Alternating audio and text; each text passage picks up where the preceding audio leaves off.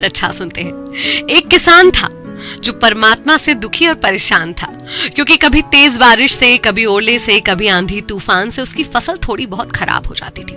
और एक दिन नाराज होकर उसने परमात्मा से कहा कि आप ईश्वर हैं, लेकिन लगता है कि आपको खेती बाड़ी की जरा भी समझ नहीं है। एक साल मुझे मौका देकर देखिए, जैसा मैं चाहूं वैसा मौसम कीजिए, फिर देखिए कैसे मैं अन्न के भंडार भर देता हूँ। ईश्वर मुस्कुराए और बोले, ठीक है, जैसा तुम चाहोगे वैसा ही होगा, मैं बिल्कुल दखल नहीं दूंगा। किसान खुश, उसने गेहूं की फसल बोई।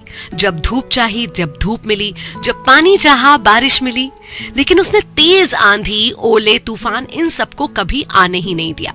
किसान बहुत खुश था क्योंकि ऐसी फसल पहले कभी नहीं हुई थी। उसने मन ही मन सोचा कि अब परमात्मा को पता चलेगा कि अच्छी फसल कैसे पैदा की जाती है। बेकार ही इतने सालों से हम किसानों को परेशान कर रहे थे। फसल काटने का वक्त आया। फसल काटा, देखा ये क्या, दिल पर हाथ रखकर बैठ गया क्योंकि गेहूं की एक भी बाली में दाना ही नहीं था। ईश्वर को फिर पुकारा कि हे प्रभु, ये क्या हो गया। भगवान ने कहा, ये तो होना ही था। इन पौधों को तुमने केवल अच्छे अच्छे मौसम दिखाए, इन्हें संघर्षों और चुनौतियों से जूझने का कोई मौका ही नहीं मिला, इसीलिए ये खोखले रह गए।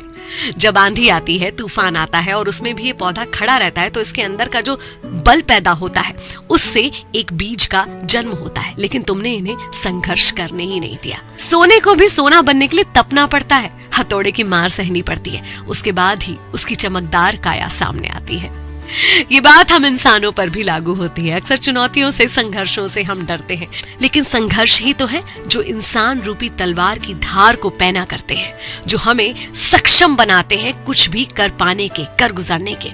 तो लाइफ में कभी भी कोई संघर्ष या चुनौती आए तो उससे घबराइए मत, बल्कि हंसकर उसे वेलकम कीजिए। Be your own role model.